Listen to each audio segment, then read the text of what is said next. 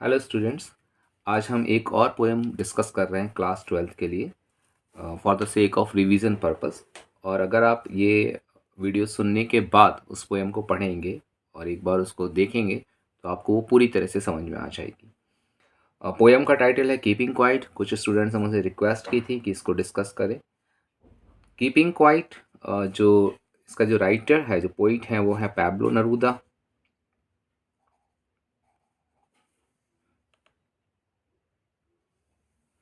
Neruda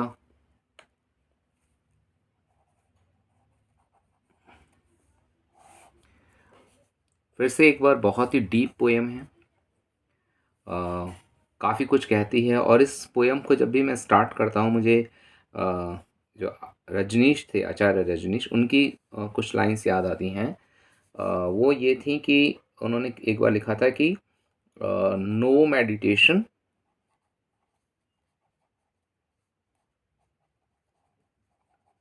no life. और दूसरा इसका पार्ट था नो मेडिटेशन,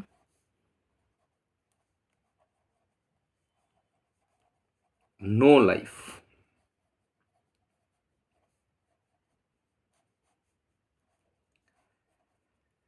यानी अगर हम मेडिटेशन नहीं कर रहे हैं तो हमारी ज़िंदगी बेकार है, और अगर हम मेडिटेशन करते हैं तभी हम अपनी ज़िंदगी को पहचान पाते हैं। मेडिटेशन जो है वो हमारी ज़िंदगी के लिए, इस दुनिया के लिए बहुत ज़्यादा ज़रूरी है। और मेडिटेशन कोई कोई कोई एक स्पेशल चीज़ नहीं है। मेडिटेशन का मतलब सिंपल साइलेंट रहना है। तो जैसे पोएम का टाइटल ही हमें कह रहा है कीपिंग क्वाइट, यानी शांत रहना। तो पोइट जो है वो हमें बता रहा है कि साइलेंस के क्या क्या फ़ायदे होते हैं, ये क्यों ज़रूरी है कि हम थोड़ी देर के लिए साइलेंट रहें और सेल्फ अंडरस्टैंडिंग करें, खुद को समझने की कोशिश करें। तो पोयम शुरू होती है बड़ी प्यार से 2 लाइनों के साथ। पोइट सबसे पहले कहता है कि now we will count to 12। वो वी यूज़ कर रहा है, वो खुद भी इसमें इंक्लूड है। कहता है कि अभी हम काउंट कर रहे हैं 12 तक, and we will all keep still. Still means quiet या साइलेंट। यानी हम 12 तक काउंट करेंगे और फिर साइलेंट में बैठ जाएंगे। हाँ, क्योंकि साइलेंस ही मेडिटेशन है ना। अब ये 12 नंबर क्या है, उसने 12 तक ही क्यों काउंट किया? वो कह सकता था now we will count up to 3। तो 12 जो है वो सिंबलाइज कर रहा है 12 आवर्स ऑफ डे। आप देखो, 12 मंथ्स ऑफ ईयर। तो 12 का बड़ा डीप मीनिंग है। दिन में 12 घंटे होते हैं, रात में 12 घंटे होते हैं, साल में 12 महीने होते हैं। तो एक्चुअली ये पूरा का पूरा टाइम को रिप्रेजेंट करता है ये 12। और स्टिल तो जैसे मैंने बताया कि वो कहते हैं कि आओ हम सब बैठें और हम सब थोड़ी देर शांत बैठेंगे। ठीक है। स्टिल मीन्स क्या है? क्वाइट या साइलेंस्ड। फिर नेक्स्ट लाइन लिखता है for once on the face of the earth.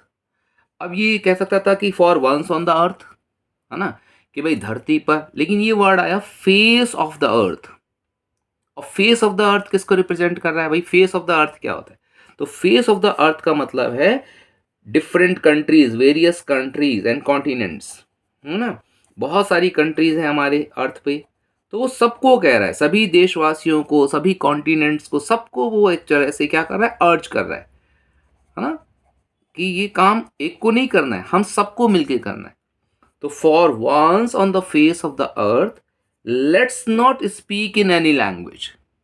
अब लैंग्वेज में, किसी भी भाषा में बात ना करें। तो साइलेंट बैठेंगे तो नेचुरली बात नहीं करनी है ना। क्योंकि लैंग्वेज, अब किस लैंग्वेज, एक वर्ड आया, लैंग्वेज फिर से एक सिंबल है ना। ये पोयम बहुत ही डीप है। हर एक वर्ड किसी न किसी चीज़ को सिंबलाइज कर रहा है। अब लैंग्वेज की जब वो बात कर रहा है तो हम कहते हैं कि लैंग्वेज किसका सिंबल होती है? कहेंगे भाई कम्युनिकेशन का सिंबल होती है। लैंग्वेज नहीं होती तो सिविलाइजेशन नहीं होती। लेकिन यहाँ पर डिफरेंट है, ध्यान रखना।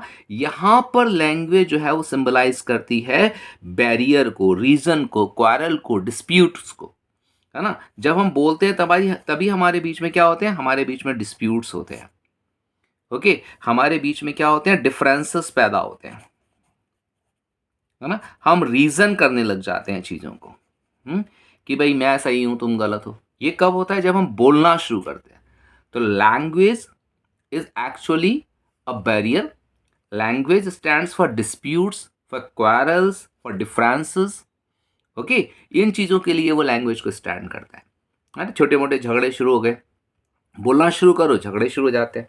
ओके, तो वो कहते हैं let's not speak in any language. कोई बात करने की जरूरत ही नहीं है, सिर्फ साइलेंट बैठना है और सेल्फ अंडरस्टैंडिंग करनी है ना, खुद को समझना है ना। अभी मैं एक वर्ड दूंगा, जैसे कहते हैं इंट्रो इंस्पेक्ट, यानी इंट्रो माने अंदर, अपने अंदर, इंस्पेक्ट मतलब झांकना। ठीक है, तो वो पोइट कह रहा है कि इंट्रो इंस्पेक्शन करना है, खुद के अंदर झांकना है, खुद को समझना है। फिर कहते हैं लेट्स स्टॉप। देखो हर बार लेट्स यूज कर रहा है। लेट्स मतलब होता है अर्जिंग, मैं भी हूं तुम भी हो, सब साथ में करेंगे। Let's stop for 1 second. अब ये 1 सेकेंड का मतलब 1 सेकेंड नहीं है, एक्सप्रेशन है। 1 सेकेंड मतलब सम टाइम, चलो थोड़ी देर के लिए रुक जाते हैं। Okay, and not move our arms so much, और अपने हाथों को इतना ज्यादा नहीं हिलाते, है ना। मूव अवर आर्म्स लिखा हुआ है, आर्म्स, आर्म्स माने हैंड्स होते हैं, लेकिन यहां पर आर्म्स का एक दूसरा मीनिंग भी हो सकता है। वो कह रहा है वेपन्स। तो यहां आर्म स्टैंड कर रहा है वायलेंस पर। हम हाथों से क्या करते हैं? हम लड़ाई झगड़ा शुरू कर देते हैं। हम वेपन से क्या करते हैं? हम वायोलेंस करते हैं, है ना। तो दुनिया में आर्म्स क्या कर रहे हैं? दुनिया में आर्म्स वायोलेंस फैला रहे हैं। तो क्या क्या लाइन लिखी उसने? सबसे पहले उसने कहा, अगर मैं सीधे से क्लियर पेज पर आऊं, तो उसने सबसे पहले कहा कि वी शुड क्या करना चाहिए? सिट साइलेंटली, है ना, कि आराम से बैठना चाहिए पहले तो। ठीक है, और क्या करना चाहिए? नंबर 2, डोंट स्पीक, बोलना नहीं है बिल्कुल। तीसरा क्या करना है? नो वायलेंस, कोई वायलेंस नहीं करना है। ठीक है, कौन कौन से वर्ड आए थे जो इंपॉर्टेंट थे? एक तो वर्ड था 12, जो किसको रिप्रेजेंट कर रहा था? 12 hours of day night, 12 months. Okay, दूसरा वर्ड क्या आया था? दूसरा वर्ड इंपॉर्टेंट आया था लैंग्वेज। अगेन किसको रिप्रेजेंट कर रहा था? डिस्प्यूट्स को, डिफरेंसेस को। तीसरा वर्ड हमारे पास आया था आर्म्स, जो इंपॉर्टेंट था। आर्म्स किसको रिप्रेजेंट कर रहा था? वेपन्स को, वायलेंस को। तो यहां इसका फर्स्ट स्टैंजा कह सकते हैं खत्म होता है। ओके, पोइट कहता है कि हम सब थोड़ी देर के लिए शांत बैठ जाते हैं, और फिर हम लोग क्या करेंगे? हम लोग इंट्रो इंस्पेक्ट करेंगे, अपने अंदर देखेंगे, और हम कोई भी वायलेंस नहीं करेंगे, और किसी तरह की कोई लैंग्वेज में बात नहीं करेंगे, कोई आर्गूमेंट नहीं करेंगे, है ना।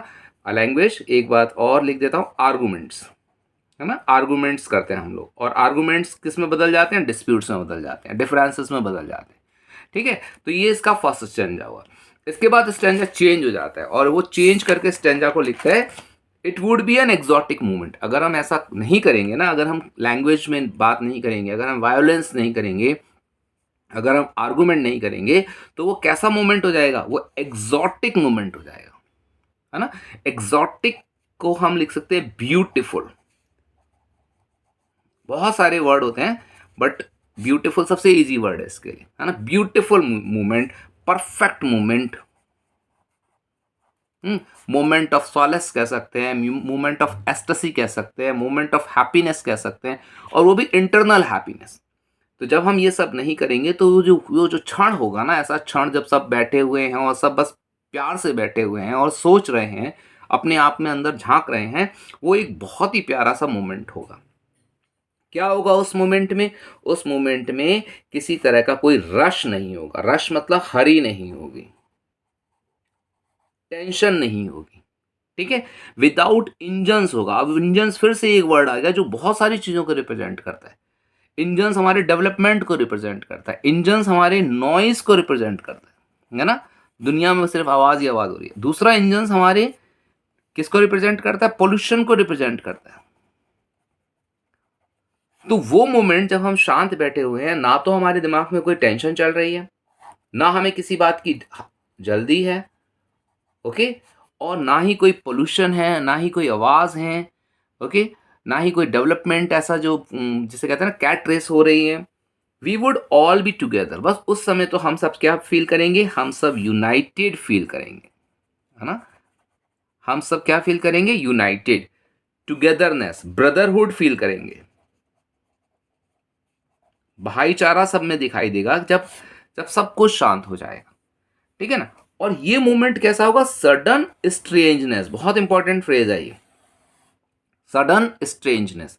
सडन मतलब अचानक से, अचानक से हम एक नई दुनिया में पहुंच जाएंगे। स्ट्रेंजनेस क्या होती है, समथिंग न्यू, जिसको हमने आज तक महसूस नहीं किया, कुछ ऐसी चीज जो एकदम हमारे लिए नई है ना। तो स्ट्रेंज है, स्ट्रेंजनेस इज अनफैमिलियर, है ना। बिल्कुल एक नई चीज, नई दुनिया में हम प्रवेश करेंगे, है ना। हमें एक नया एक्सपीरियंस होगा, we would have a new experience.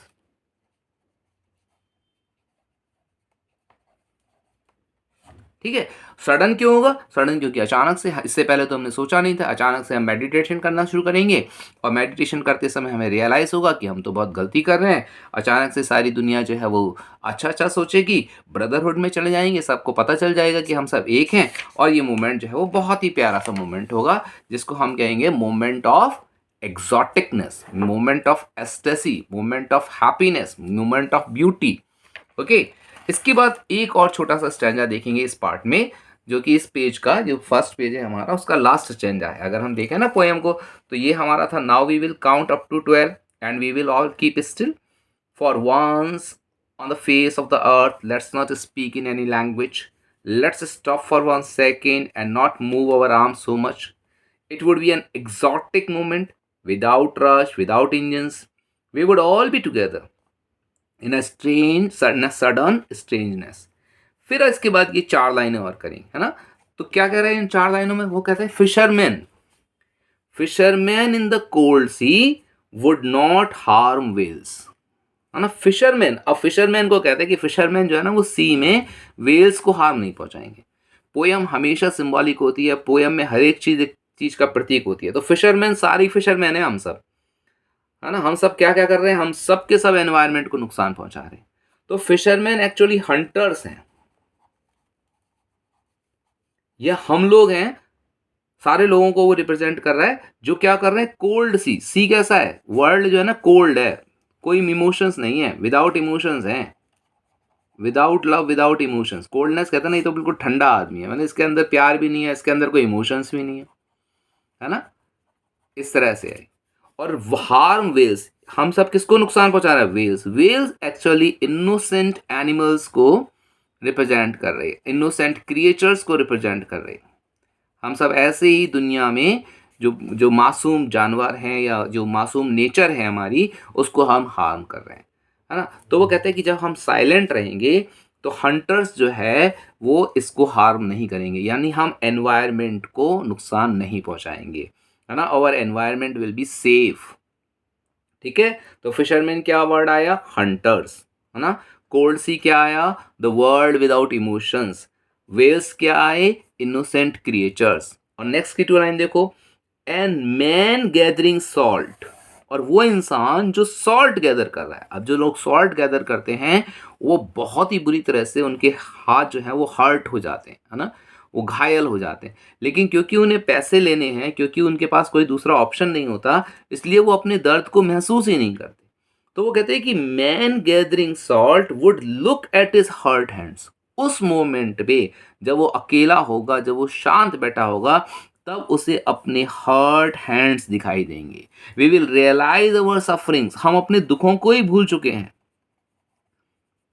इस दुनिया की भागदौड़ में हम अपने दुखों को ही भूल चुके हैं। तो हम लोग क्या करेंगे, वी रियलाइज अवर सफरिंग्स, है ना। When we will meditate, when we will keep quiet, we will realise our sufferings, है ना, ये वो कहता है।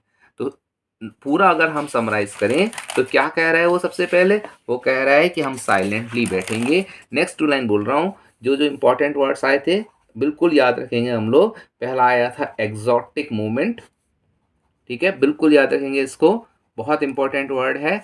हम कहेंगे हैप्पी मोमेंट, है ना, या फिर ब्यूटीफुल मोमेंट, ठीक है। इसको हम लोग बहुत इजी भाषा में दे रहे हैं, ब्यूटीफुल मोमेंट कह देंगे इसको। फिर इसके बाद आया it would be an exotic movement. क्यों एग्जॉटिक होगा? विदाउट रश होगा। तो रश क्या था? रश था हरी। फिर कहते हैं विदाउट इंजन्स। तो इंजन्स क्या थे भाई? इंजन्स थे हमारे पोल्यूशन था,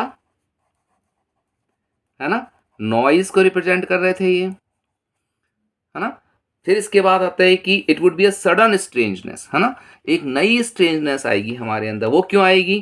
क्योंकि स्ट्रेंजनेस यहाँ पे क्या थी? Strangeness, new experience, we will experience something new, ठीक है ना, हमारे को कुछ नया एक्सपीरियंस होगा। इसके बाद कहते हैं कि man, fisherman will not, fisherman क्या करेंगे? Will not harm whales. Fisherman कौन थे? हंटर्स थे, है ना, वो लोग थे पीपल हु हार्म नेचर, लोग जो नेचर को हार्म कर रहे हैं, उनके बारे में वो बात कर रहा था, ठीक है। वो कहता है वेल्स को हार्म नहीं करेंगे। वेल्स कौन है भाई? वेल्स हमारी नेचर को रिप्रेजेंट कर रही है, इनोसेंट क्रिएचर्स को रिप्रेजेंट कर रहे हैं कि ये इनोसेंट क्रिएचर्स को नहीं मारना है। और ये सब कब होगा? जब हम सेल्फ इंस्पेक्शन करेंगे, इंट्रो इंस्पेक्शन करेंगे कि भाई हम जो कर रहे हैं वो गलत कर रहे हैं।